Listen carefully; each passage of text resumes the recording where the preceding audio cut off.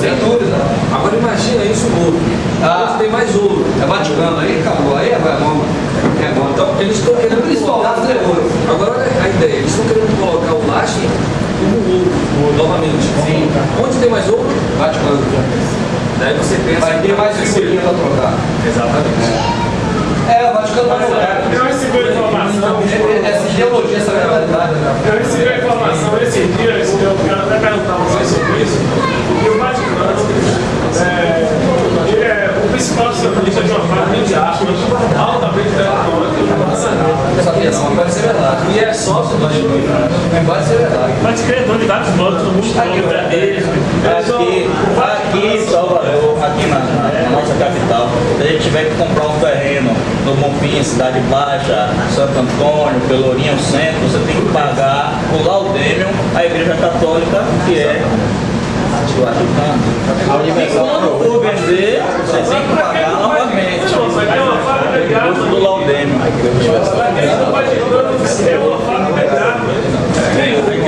Igreja Universal tem um símbolo do bode lá, então vai ser com chifre, não sei se faz, ninguém nunca consegue. Observar, já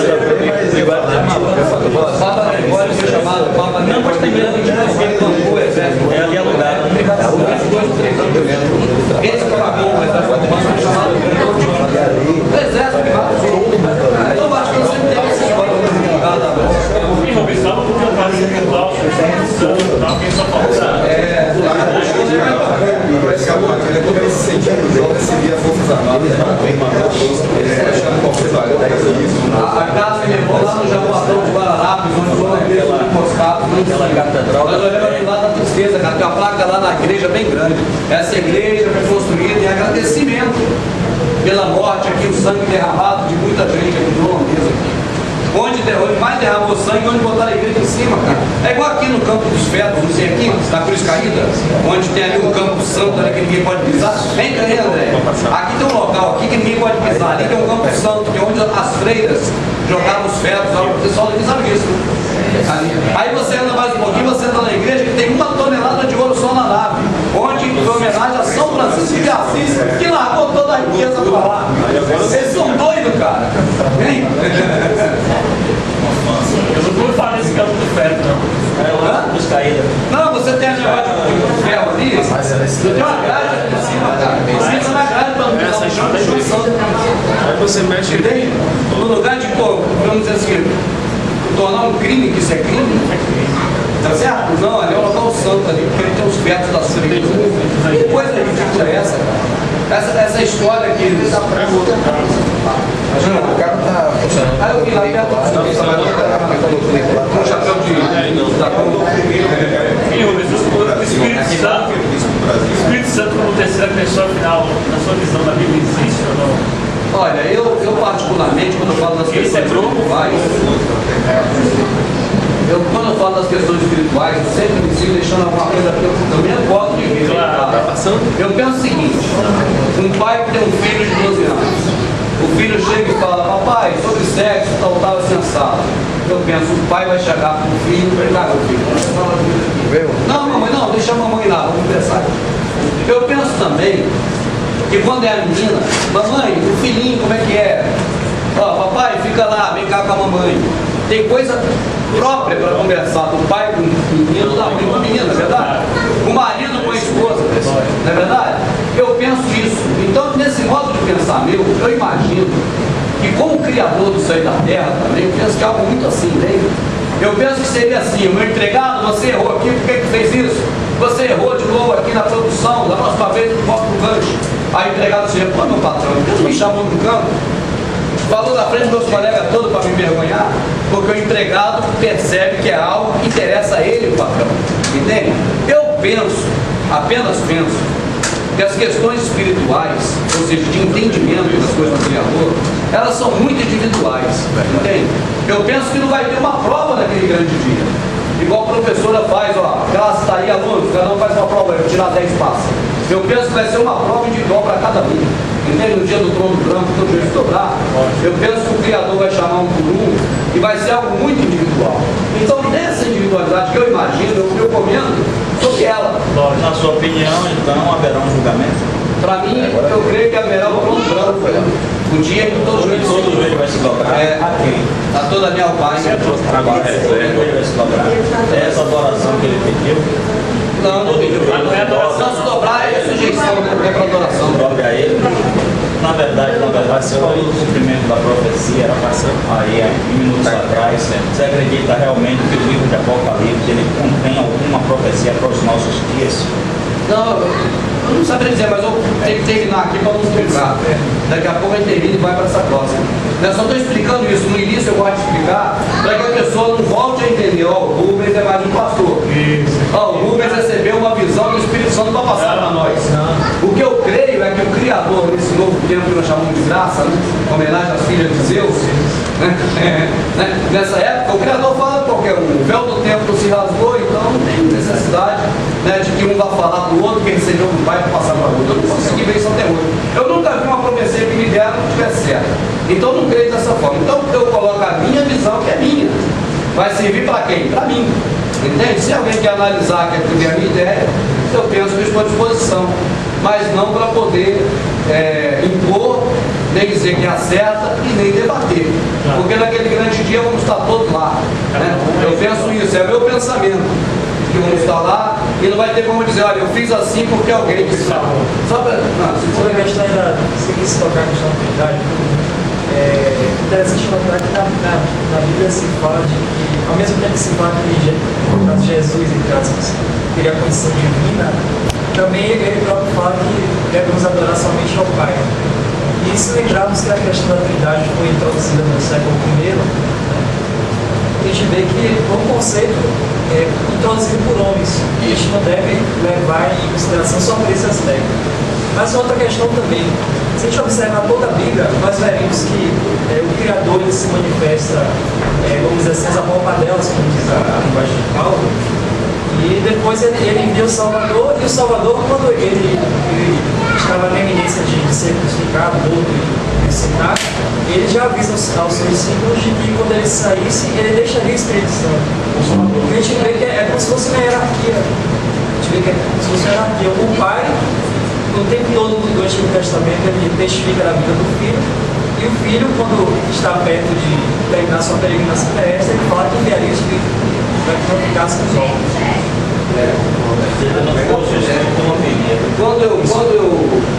O Espírito é uma terceira pessoa, não, personalidade própria. Agora vamos lá.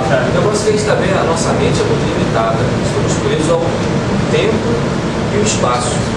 Quando se trata de matéria, fica muito complicado, complexo de dar uma resposta. Ele é um só. Aí, mas são três. Poxa, na mente humana, a gente pensa que é algo físico e algo hierárquico. Ele manda para mim, eu vejo assim, ele mandou o Espírito Santo porque abrange mais. Assim, o filho estava ali físico, era ali, naquele ponto. Né? A partir do momento que ele fez o que tinha que ser feito, ele falou que enviava o Espírito Santo. Só que é um só. Entendeu? Então assim, na nossa mente irei para o Pai, mas não precisa ligar. Levarei ao Pai para que o Filho. Veja bem, eu aprendi há tempos atrás. Eu aprendi há tempos atrás que eu deveria aprender a José, a Santa Luzia por causa da bispa. E aí você vai, a São Sebastião por causa do trânsito. Então você deveria obedecer a vários deuses. Né? E aprendi que tudo que você pedisse era em nome do Pai, do Filho e do Espírito Santo. Hoje eu chamo isso de contaminação e procurei reavaliar tudo.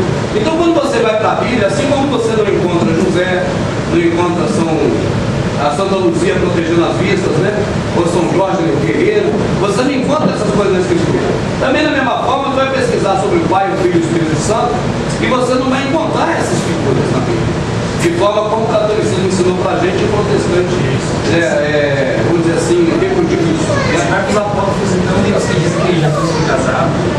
Aí você chega a um ponto que você precisa da história. Aí você vê que essas figuras foram introduzidas não de acordo com os escritos da Escritura, mas com conceitos religiosos de épocas recentes, nem muito antigas. Então antes não se tinha esses conceitos. Né? Aí quando você vai ouvir, você vai observar, você passa a perceber que o Pai não é só Pai, ou só Filho, ou só Espírito, ele é para muito mais do que isso. Né? O Pai é muito mais coisas do que Pai, Filho e Espírito Santo. Eu penso que reduzir o Pai a 3 é ser muito mesquinho com o Criador. Né? Se o Criador tirar o nosso ar por quantos minutos? Eu nem sei quantos eles falam. 4. Se ele tirar o nosso ar, cara, por 5 minutos, cadê nós? Não estamos nem aí mais. Se o planeta deslocar um pouquinho para perto do Sol, para longe, cadê nós? Então quem rege isso tudo? Quem segura isso tudo? Se não ele. Então para mim é muito mais do que isso. Eu creio até que quando apareceu para Abraão aqueles anjos que foram aqueles de Sodoma, por que não pode ter sido ele? Ele pode fazer o que ele quer. Não é verdade? São quase 3.700 anos que Deus não aparece no mundo. Segundo a minha perspectiva. Isso aqui vira fé, né? Realmente muita fé. Né? Seja 3 ou 3 ou... Para mim ele é o único. O único criador. Na verdade, essa visão da trindade. É a visão da trindade. Três pessoas. Essa é a semira do Timóteo Tabudo. Repetido. 3 personalidades. O Pai, o outro ser, o Filho e o outro ser, o Espírito Santo, com uma personalidade própria. Embora os 3 pertençam a essa trindade católica protestante. É isso que a passagem da Bíblia, como ele citou ali, sugere, mas tem outras que não. Mas se você vê essas repetições das religiões passadas, você vê essa figura em todo lugar. De 3 deuses, né? Aí diz que não, é um Deus só, em 3 pessoas. Mas se você for observar bem, vai perceber que, na verdade, eles têm conceitos assim, ou qualidades de 3 deuses diferentes, cara. 3 personalidades. 3 personalidades. É uma pergunta. Na sua Eu não creio que seja visão, e queria a opinião de algumas pessoas que puderem, o Messias, todo mundo costuma chamar de Yahushua, e já falamos de Jesus há um bom tempo, ele é Deus? Eu estava comentando isso com ele. É sim ou não? Porque a gente tem uma linha, né, de raciocínio. Ou é ou não é? Porque não tem como. Porque na lei, como é que está escrito? Um só. Só existe um. E outro Deus não se formou nem se formará. Então ele está se colocando como único. Só que as religiões criaram, claro, lógico, várias concepções de outros deuses. Mas ele está dizendo que ele é um só. Agora, dividir ele em 3, como na escritura, como não falou, nem sempre Apocalipse e tal, que algumas partes da Bíblia nem sempre devemos dar crédito, parece que caracteriza 3 deuses. Mas veja bem, quando ele se apresenta ao homem aqui na Terra, ele sempre se coloca como filho. Ele nunca. No momento que ele estava vivo, ele era o filho naquela hora. Aí eu queria saber de você, para você ele é Deus encarnado, ou ele é filho na qualidade de filho, obediente, submisso? Para mim ele foi filho submisso enquanto esteve na carne. Depois de são da carne, ele é o próprio pai como era antes. Então eu creio que o Criador, eu sigo o entendimento do irmão, o Criador está fora desse plano nosso aqui, a gente não consegue muito bem assimilar o que é 3 em 1. Eu vejo 3 em 1 em nós, às vezes, por exemplo, a pessoa está viva. Pô, eu sou o Rubens, no dia que eu morrer, vocês vão dizer, cadê o corpo? Fui para onde? Seguiu para a capela. Ó, o corpo está ali. Peraí, então não sou eu o corpo? Não, eu sou o Rubens. Peraí, isso aqui é minha mão, a mão do Rubens. Mas eu pego a minha mão e jogo na mesa ali, tá ali, a mão do Rubens ali, ó. Aí eu jogo o braço, tá lá o braço do Rubens. E se eu for jogando os órgãos por órgão, joga a cabeça ali, a cabeça do Rubens. Cadê o Rubens agora? Pô, tá tudo ali, as partes dele, mas ainda falta ele, porque eu não sou só o corpo. Né? Não sou só essa matéria que está aqui. Então, da mesma forma também, eu penso que é uma forma que a mente humana tem que se desprender, consegue se desprender um pouco desse plano nosso, para tentar ver o que é algo fora daqui. Que essa questão envolvendo o Criador não pode ser dessa dimensão. Eu vejo que o Criador não tem como ser dessa dimensão. Se ele fosse dessa dimensão, teria um local físico para ele estar, um corpo físico para ele existir, alguma coisa desse tipo. Não tem, mas tem. Mas é que a história que nos é passada, a gente se sente enganado no final das contas, porque não se tem uma confirmação de que ele está aí, de que ele existe. Enquanto que a gente vê esse mal todo no mundo, mexendo com as pessoas. Mas o que está escrito lá está aí, cara. A gente não vê ele, mas o que ele disse agora. Como é que a gente vai... Mas então, e como não ver que o que ele escreveu foi para que a gente tivesse assim, a gente ficasse, sim senhor, você tá entendendo? Que a gente não se comportasse, que a gente, dessa maneira que a gente se comporta, dizendo que é amor, e que quando esse Deus que está lá, a gente só deixa a gente morrer, digamos assim, tomar massacrado. Na verdade, essa união, por esse respeito o judaísmo, ele só obedece ao Taná. A Brit Hadashah, que é a nova aliança, ela não faz parte do Tanakh. Quem fez essa união foi Constantino, que juntou o Tanakh com a nova aliança e estabeleceu aí como um livro Bíblia, onde houve o canon. E para que existiu o canon? Para que nós tivéssemos conhecimento da associação feita por Constantino, da velha com a nova?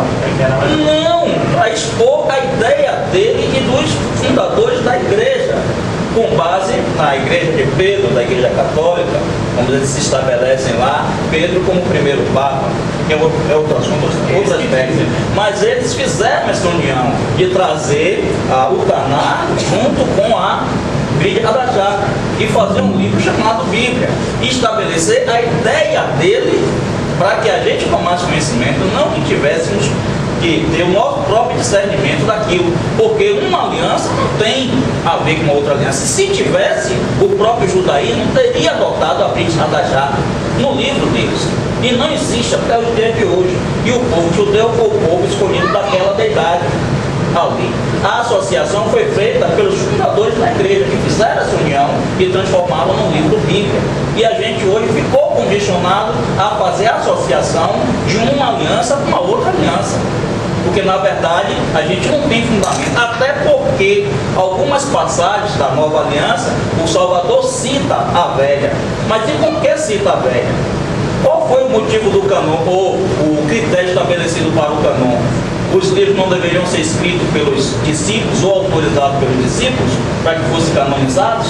E por que alguns discípulos escreveram os livros e não foram canonizados? Porque esses livros mudam a ideia que foi construída em cima da união da Tanakh com a Brit Hadashah, transformada em Bíblia.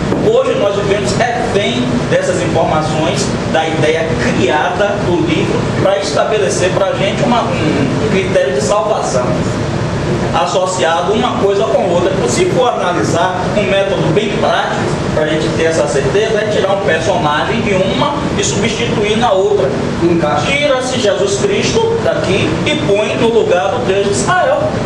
E veja se realmente esse modelo aqui de salvação pode ser ou fazer parte desse modelo de salvação da nova. Não tem. Já entendemos, daqui a pouco o irmão já. Só para realçar o que o irmão colocou aqui, é a questão do bíblico, por exemplo. A gente vai para o processo religioso e protestante principalmente, chega lá, a gente vai fazer aquilo que é bíblico. O pastor vai dizer, olha irmão, tem que fazer o que é bíblico. Aí você vai para o bíblico e vê olho por olho, dente por dente. Mas aí você vê agora do lado de cá, olha, se te obrigar a caminhar uma milha, caminhe duas. E eu vou dizer, peraí, é olho por olho, dente por dente? Ou é caminhar numa milha, se obrigar uma a caminhar duas? Paulo, essa alma que pecar, ela morrerá. Peraí, mas do lado de cá é, se te der um tapa no rosto, vira o outro. Então você vê esse confronto, é uma coisa antagônica. É o contrário uma da outra. Isso não tem um jeito de encaixar uma coisa, na verdade, com a outra. Naquele período antigo foi isso agora. Você coloca o Salvador no lugar, por exemplo, do Criador e vai dizer assim, agora vai lá e mata também as vaquinhas, Saulo. Não deixa nada vivo. Mata bebê de colo, de peito. Então você coloca o Salvador fazendo isso. Não foi. Não foi isso. Não. O que nós estamos discutindo aqui é a questão de que na Bíblia está assim. Então se você for para o bíblico, você vai ver o Jesus aqui mandando matar criança de peito lá atrás. E você vê que isso é inconcebível, não vai ter como você aceitar um processo. Mas é de uma junção mal feita. É tipo a garrafa de misturar óleo com água. Aí você fica um suspenso e outro embaixo da densidade, não mistura. Se o pai do filho só no sol, não poderia. Não tem como. Vamos pensar a minha impressão, depois do saiu o sistema agora há pouco. Fala do Papa primeiro, qual é a história do Papa? Não, porque eu estou com uma pergunta que fez que os evangélicos são muito egoístas, porque não foi o Rio agradecendo o Papa a existência da religião dele. E essa é a sua. E a outra é sobre o verdadeiro nome de Cristo, que está. Que o povo diz que só o verdadeiro nome salva, só o verdadeiro nome.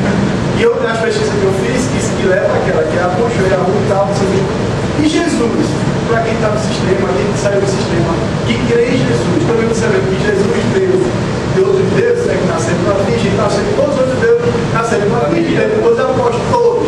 Jesus foi a mesma coisa, só que o nome é amor, quero saber sobre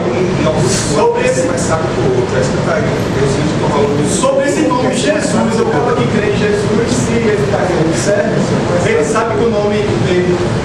Eu não sei nem explicar, porque é uma confusão tão grande que eu não sei nem explicar. Eu quero saber se esse nome de Jesus eu posso crer nele ou não. Mesmo sabendo que o nome dele nunca foi esse, que foi da rua, mas eu também não sei se o Yahoo é o verdadeiro, porque está uma confusão. Eu quero saber a opinião sobre isso aí. Entendeu o que eu estou falando? Na verdade, rapaz, você vai pesquisar sobre isso, vai entrar num redemoinho tão grande. É igual pegar o cara e botar o cara assim numa praça que ele nunca viu hoje. Agora tu vê de que lado? Isso aí vai dar ruim. O cara tá perdido, cara, porque é 2000 anos de engano e de mentira. Né? Então agora qualquer um que surge com uma coisa nova parece a verdade mais absoluta. Mas você embarca, caminha um pouquinho naquela direção e vai ver, peraí, mas tem um negócio também aqui. Aí você olha pra cá de novo, para Yeshua, não, Yahushua, mas tem. Então, cara, Cristo, Jesus. o Cristo é o Crestos, né? É dos Crestos lá da Grécia. Isso aí é o mais podre de todos. Né? Jesus, se você for para Jesus, nas línguas lá, Deus cavalo, Deus suíno. Então não é, você pega a Bíblia antiga brasileira, não dá Jesus lá. Então o que é Jesus, cara? Isso não tem dúvida, cara. O que é Jesus não é. Não é Augusto. Vamos considerar isso aí. É lógico que José e Maria deu um nome ao filho. E o nome não é nenhum desses que está sendo vinculado aí, porque esse caminho foi furtado. E não vai ser mais nos entregue novamente.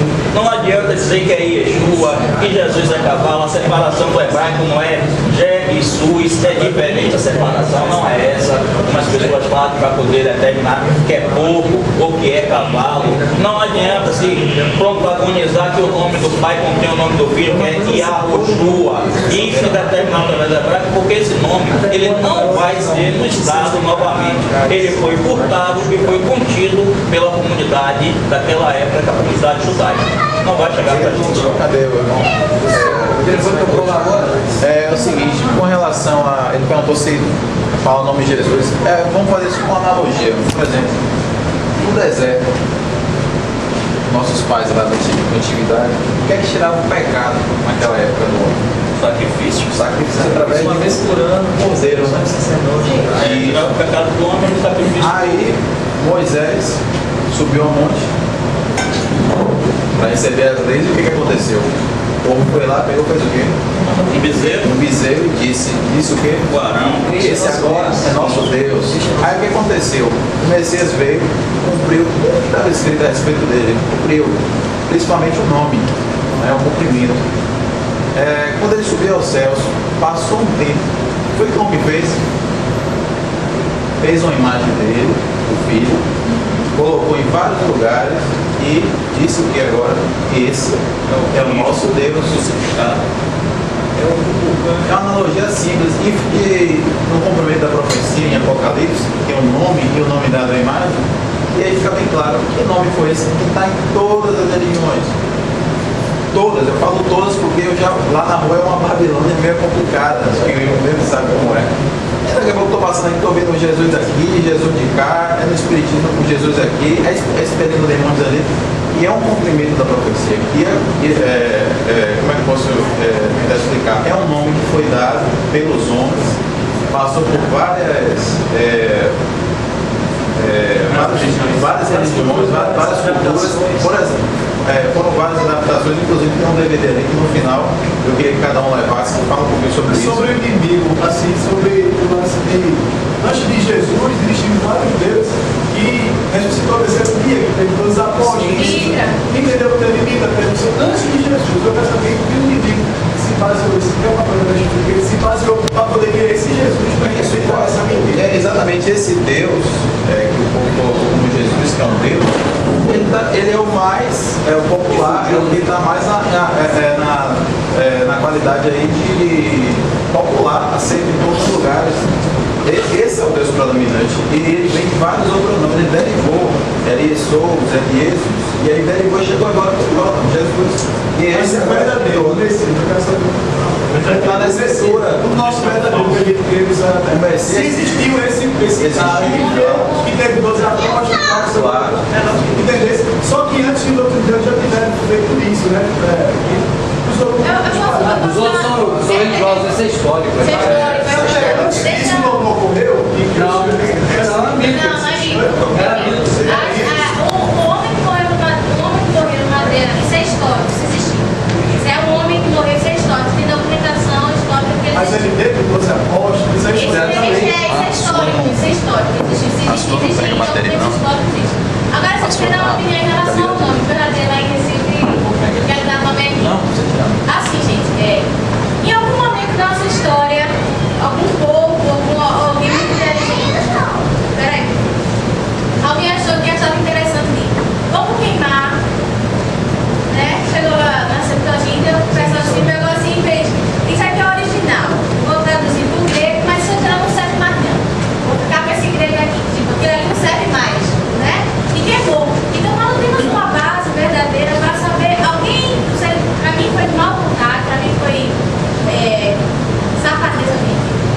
Fizeram isso, quer dizer, e deu-se o nome verdadeiro do Pai. Então a gente não pode se dizer, vamos dizer assim, o nome é esse, não tem como, porque fizeram uma sacanagem, fizeram um negócio bem feito, vamos dizer assim, para esconder o nome do Eterno, né? Então assim, o nome, para saber assim, como o meu nome Carla, que uma siglação que está lá existe, a gente não tem. Mas eu acho mais importante é saber o nome Carla ou a essência de quem é Carla, sabe? Eu acho que fica uma coisa muito reduzir ao Eterno a nome, reduzir ao Eterno a um livro, reduzir ao Eterno a uma língua, a um povo. O Eterno, gente, é muito mais do que isso. Nós não achamos que ele não tem capacidade de salvar, vamos dizer, uma vez até no muçulmano. Ele é muito mais do que a gente pensa, ele é muito mais do que essa dimensão. Então, quando eu quero falar com o meu Eterno, eu preciso saber do nome dele completo. Sabe por quê? Porque quando eu falo com o meu pai terreno, que tem um nome completo de nascimento, eu chamo ele de Nivaldo, não, eu chamo ele de meu paizinho, meu amor, sabe? Então, na forma da minha intimidade com o meu pai, que é pai, eu tenho um carinho, por que eu não quero saber o nome completo do direito dele? Eu não preciso disso. Eu preciso saber da essência de quem ele é. Porque quando você sabe a essência do Eterno, você observa na própria Bíblia, nessa própria manipulação, quem é ele e quem não é. Você observa discrepâncias, né, atribuídas a ele, você está dizendo que não pode ser ele. Quando manda matar criança, quando manda fazer isso não pode ser o Eterno, porque você entende a essência desse ser. Então, quer dizer, acho que é muito mais importante você levar a continuidade, o nome do Eterno, mas não o nome em si, mas de quem ele é, e a essência, e viver isso, e passar às pessoas isso, do que saber o nome em si, porque bagunçar e fizeram de propósito para bagunçar, certo? Fizeram de propósito. Então, criar essa briga e essa quem é a bucha, quem é Jesus, para mim parece uma briga amarela. Parece Eu estava frequentando aqui em Salvador o grupo dos irmãos que chama de religião, só que eu caí fora. Comecei a ver tanta coerência, eu caí fora. Isso, na verdade é religião. As pessoas pegam qualquer coisinha ali, o nome vira religião. Eles falam, quem me botar o nome do Zé Asfalto, quem me escreveu o nome, imagina para ele escrever o nome dele. É quem está na Vários bairros, pode ser lá legalista, se o nome não, aí você tem vários irmãos que colocam lá seu nome, seu e-mail, aí você tem contato, vai ter uma reunião lá aqui na Boca do Rio, assim é uma casa. Eu fiquei 2 meses agora, não mais saber. É uma religião sem local fixo, mas continua com a mesma essência, né? Sem local fixo. É um grupo separado, né? Quando separa um grupo para alguma coisa, é mais um ramo da Babilônia. É por isso que eu creio que é individual, entende? Eu creio que o Criador vai salvar o índio lá se quiser salvar, não vamos falar de nada, vai salvar o esquimó se quiser, como vai salvar alguém dentro da religião protestante ou espírita, ele vai salvar quem quiser. Salvador disse, o reino de Deus está dentro de você. Da pessoa individual. Mas mesmo a pessoa não sabe que adora o falso Deus, vai ser salvo. Não é aí esse Deus O que eles querem, na verdade, é lançar a religião para ter domínio e prender todo mundo, achar que só quem vai ser salvo é pessoas que estão na religião. Só que a religiosa ali tão forte que você pensa que salva ele, mas continua ali. Aí você só sai de um sistema para outro. Eles querem ter domínio sobre a pessoa. Algumas pessoas que você consegue mostrar que está errado o processo religioso que é o mais forte que está aí, que é o cristianismo, sai do cristianismo, mas não aguenta ficar fora. Aí a primeira porta que entra se buraca, aí vem judaísmo, vem um monte de coisa nova, inclusive está surgindo aí, que nem judaísmo é, cara. É o mais estranho ainda, mas de preceitos religiosos. Mas aí não é o cão que volta ao vômito, que fala na passagem? Quando volta ao vômito, eu acho que é o que volta no protestantismo mesmo. Também tem um caso forte disso que não consegue ficar sem igreja. O cara sai, percebe que ele é o templo, o irmão é o templo, tem que responsabilizar com ele, com o irmão, com o próximo, mas ele não consegue ficar sem liturgia, ele volta para lá, já saiu mais volta. Aí volta mais cedo do vômito ainda. Só escutando a dúvida do irmão aqui acerca da vida do Salvador e tal, assim, de parte dos apóstolos. Primeiro, tem registros de que determinados livros de profetas não foram sequer encontrados. Muita coisa também era passada de tradição oral. E nós temos que observar o seguinte também, de que antes da vida do autêntico Messias, muitos outros surgiram e se fizeram. Se a gente bota esse que foi o verdadeiro, a gente não sabe nem se foi o verdadeiro. Isso. E se colocaram na posição como se tivesse sido verdadeiro, mas em algum momento da história foi demonstrado que eles não eram até a vida desse verdadeiro. E pelo que a gente vem estudando depois, infelizmente ou felizmente, que foi deixado pela Bíblia, a gente vê que o Messias que a gente procura essa fé nele realmente é o que deveria. A gente consegue perceber isso porque a identidade dele é diferente, a característica é diferente. Todos que vieram antes dele vieram para transformar aqui. E ele, aqui você nega a si mesmo, aqui você pega a sua cruz. Amanhã não queira que o dia de amanhã seja melhor, porque vai ser pior. Aqui sempre foi perda e não lucro. Sempre foi a diversidade, não. Esse mostrou isso para nós que não tinha essa visão do passado. Eu não vi na escritura hora nenhuma na velha aliança lá, no Pentateuco e nos demais, dizendo da vida eterna, né, de ser salvo. Eu vi lá no capítulo de Gênesis 3, o homem agora é conhecedor do bem e do mal. Colocamos um querubim com a espada fumegante para que o homem não tome do fruto da árvore da vida e viva eternamente. Ou seja, ele já está proibindo o homem de ter vida eterna. Algumas pessoas do judaísmo explicam que o homem não estava preparado para viver eternamente por conta do pecado. Ora, se eu estou na criação do mundo, está escrito que vou colocar um querubim com a espada para defender a árvore da vida, porque o fruto que ela tomou foi da árvore do conhecimento do bem e do mal, isso não foi da árvore da vida. Se eu coloquei para que o homem não tenha vida eterna e o Salvador vem em carne e traz a vida eterna, algo aí, infelizmente, está fora de contexto. Então você, além do que eu falei, eu não tenho falando a favor, ainda tem contra.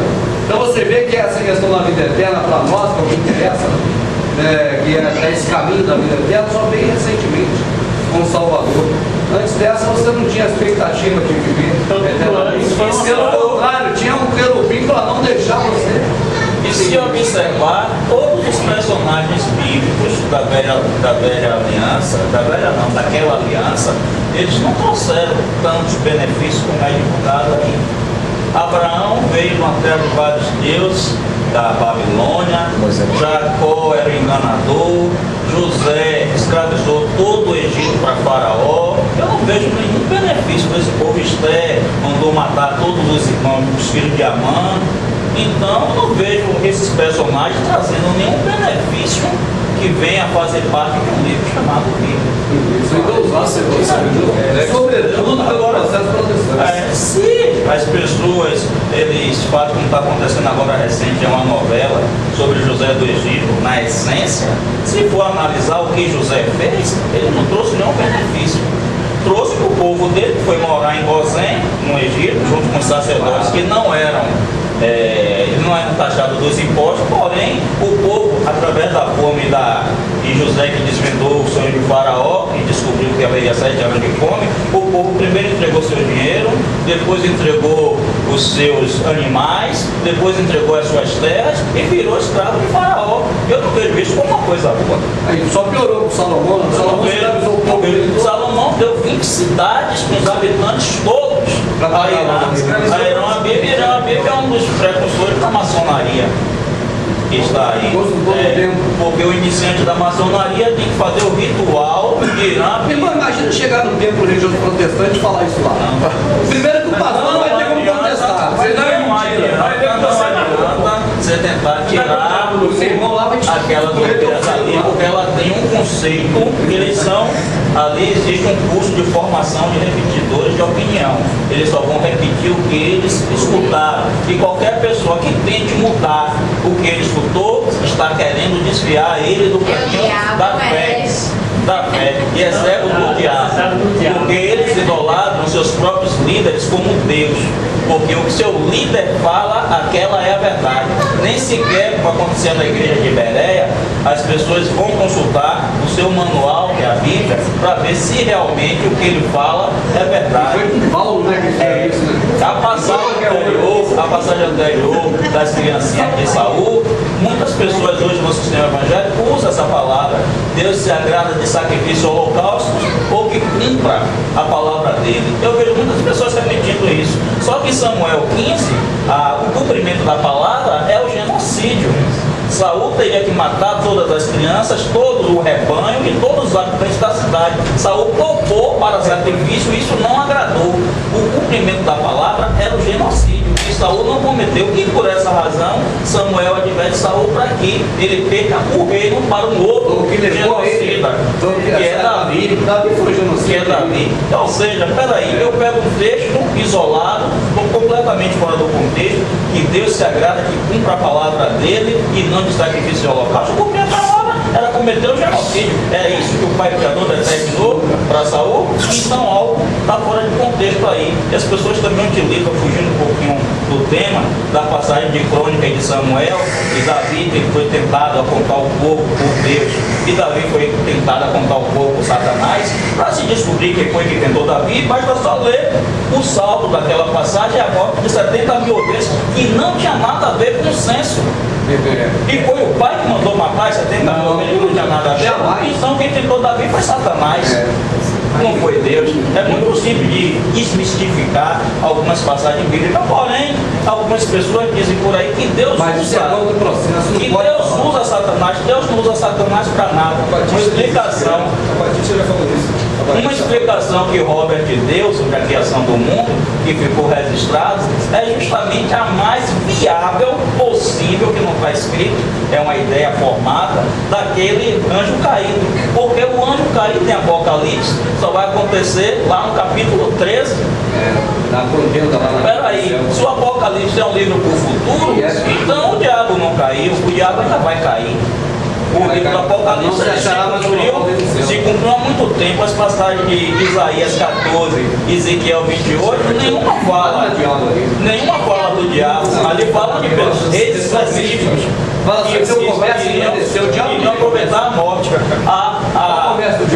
A passagem que se entrega o reino a Satanás, que esse mundo já é do maligno, durante 6.000 anos, para que o Criador não exterminasse o diabo, para dar exemplo aos anjos, porque os anjos não seria mais por amor, seria por temor. Aquilo ali é o mais plausível, tanto que lá no livro de Apocalipse, que já se cumpriu, a própria passagem revela que o diabo seria aprisionado durante 1000 anos e depois seria solto. Observe que nem por isso o Criador vai destruir o diabo.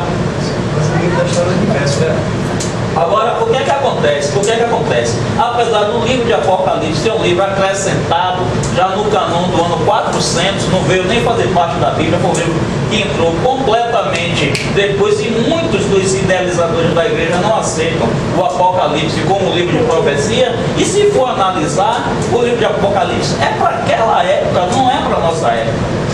Aquilo ali era para acontecer na própria geração. Eu não posso transformar o Salvador em mentiroso, porque o Salvador diz: tudo isso sobreviverá a vós, nem que se passe, até que se passe essa geração. Uma geração dura em média 40 anos. O Salvador morreu com 30, Tito invadiu Jerusalém com 70, e foi os 40 anos daquela geração, e foi uma tribulação muito grande para aquele povo. E a perseguição não foi já para os cristãos, porque os judeus perseguiam os cristãos através de um dos protagonistas, era Paulo. que perseguia os cristãos. Porém, agora foi o inverso, agora foi o Império Romano perseguindo o judaísmo, os judeus, e aconteceu toda aquela tribulação. E o Salvador ainda foi mais enfático, ele disse: rezem para que essa tribulação não aconteça no sábado, porque o sábado os judeus têm uma certa quantidade de distância a percorrer, eles não podem fugir no sábado, então seriam todos pegos, e foi o que aconteceu, fazendo aquele sábado.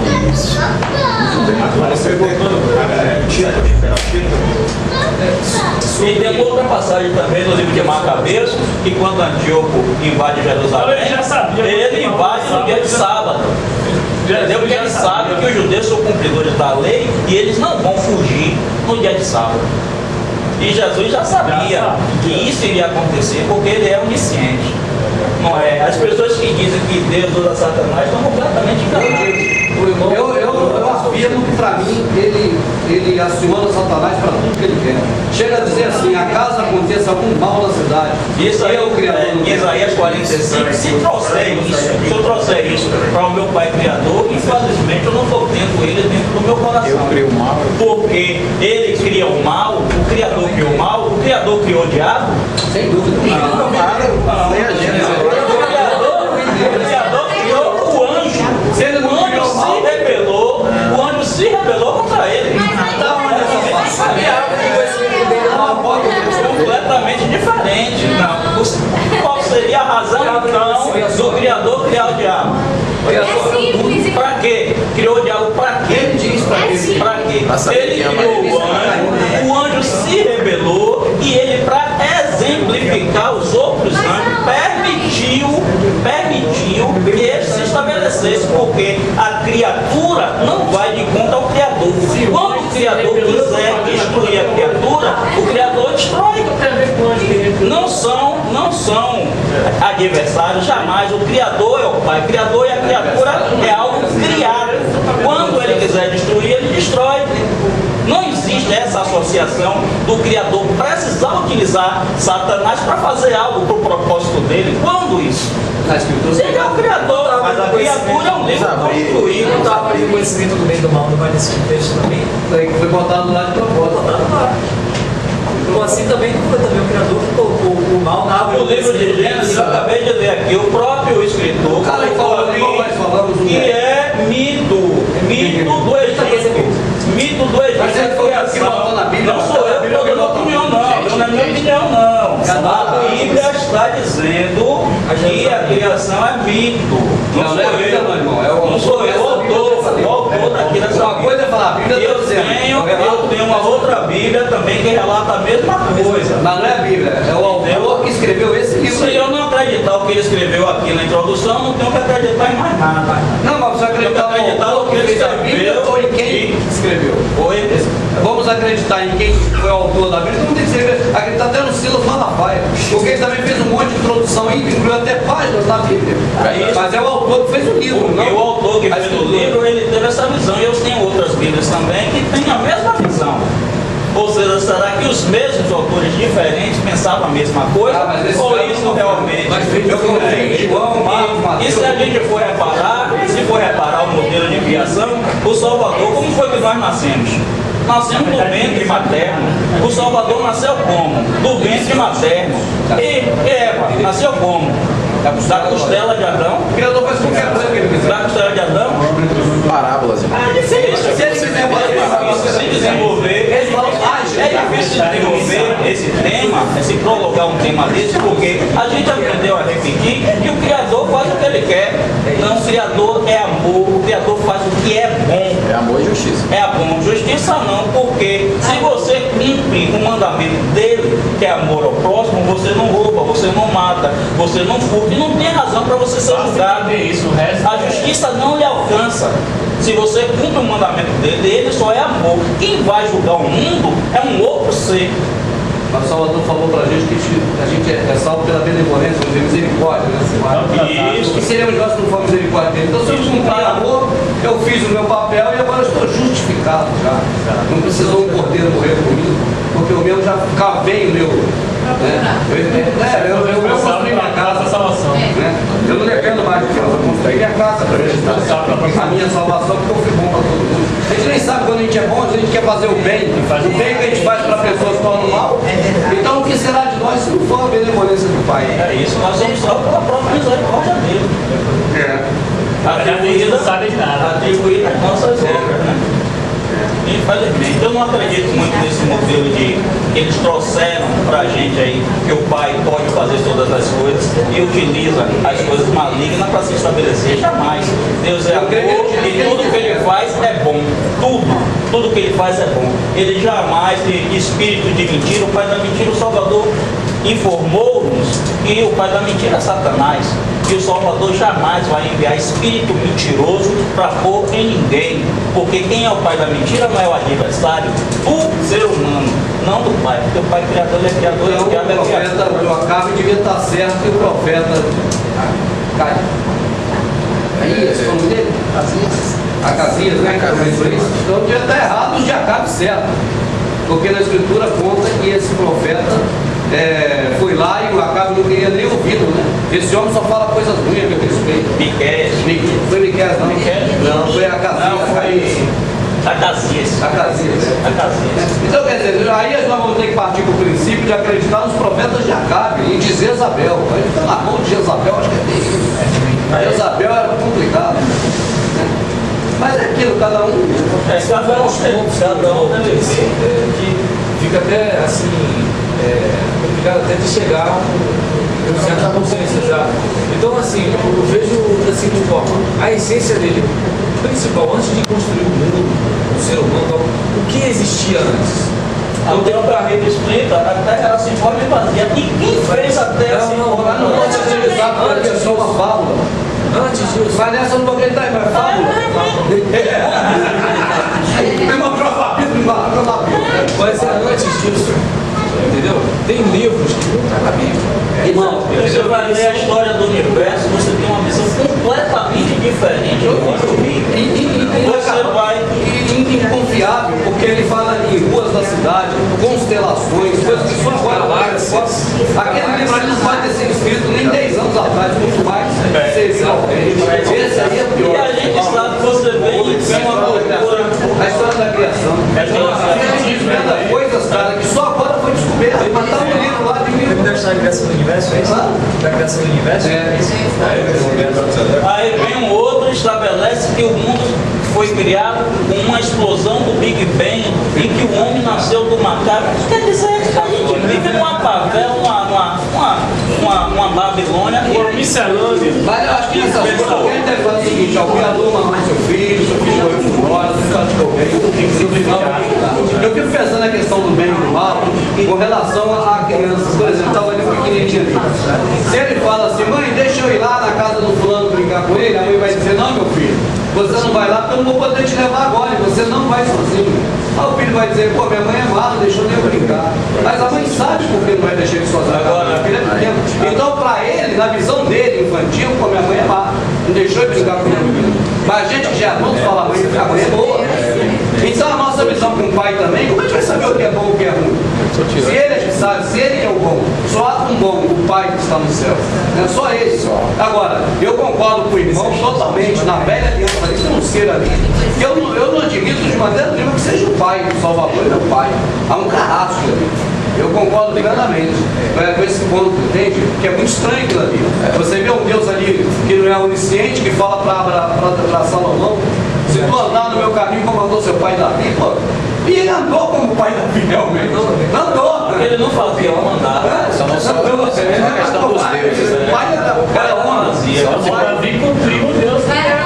Mas ele exatamente, se você vê, Moisés cumpriu a ordem daquele Deus, Davi cumpriu, os caras cumpriram, o que não cumpriu foi Saul, que deixou vivo. A questão é quem é Deus. Não, mas exatamente. Saul não cumpriu. Saul foi condenado. E o que foi oferecido a esse personagem? O que foi que o Deus ofereceu a eles? A esse personagem? A riqueza, tudo da terra. Tudo terrestre. Tudo, até o e quem foi que fez essa oferta ao Messias? Foi ele próprio. Deus cabia nas trevas. Lembrou? Quem fez quando ele levou ao alto e ofereceu? Tudo isso foi me dado. e te darei se de joelhos me adorares. Quem foi que ofereceu a riqueza e o reino? Satanás. Quem foi que ofereceu aos personagens da velha O aliança? diabo, não tem dúvida. O Deus de Gibeá não pode ser o Tem criador. muitas coisas lá. Nenhuma. O Deus de Gibeá, aquele que apareceu, Deus de Gibeá, tá lá, apareceu em sonho. Pô, aquilo não pode ser o criador de Jacó. Não tem a mínima chance de Jacó. Mas é isso que eu estou falando. Quando você entender. Essa é insano. É isso que eu estou falando. É isso que eu estou falando. É isso que eu estou dizendo ao irmão. Gente, a essência do eterno é só uma.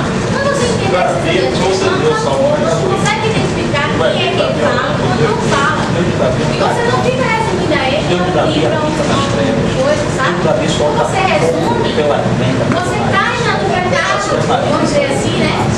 Das coisas do mundo. E aí, como eu estava falando, não foi comigo, eu e a Marinha. E que quer explicar o eterno pelas coisas do mundo. Não vai conseguir. Quer explicar o eterno sobre os conhecimentos do mundo. Isso é uma mitologia, isso é mitologia, isso não sei o que lá. Gente, você explica o eterno. Quem conhece a essência dele, querendo conhecimento do mundo. Eu vou me capacitar para as coisas do mundo, para as coisas do mundo. Mas querendo explicar o eterno pelas coisas do mundo, você vai cair, sabe o quê? No descrédito. Você vai achar que esse criador é o mais humilde. Porque é isso que vai levar você. Porque as coisas do mundo não vai levar você a conhecer as coisas do eterno. Isso é simples e básico. As coisas do eterno você encontra dentro de você, porque dentro de você já tem a essência do próprio eterno. Você busca o externo, se é uma coisa interna, se é uma coisa pessoal, de relação entre você e ele. Se você vai buscar no mundo, no conhecimento do mundo, a coisa do eterno. Isso não faz sentido. Isso é, sabe, total loucura. Isso é religião. Bota só um pouquinho de pimenta, um pouquinho só. Só um pouquinho de pimenta. Botar um pouquinho de pimenta. Só um pouquinho. Que pai é esse que cria o filho para morrer pela humanidade? Gente, o que a gente está esquecendo é o propósito. Qual foi o propósito dele mandar o filho dele ao mundo? Não foi morrer? Pô, que pai é esse? Vamos pensar como vocês estão pensando. Que pai é esse que cria um filho, segundo a sua palavra, para morrer pela humanidade? Aí você lembra, não, mas aí é propósito. Bom, Eu não creio que é bom, eu creio que é ele. Vamos supor. Vamos supor.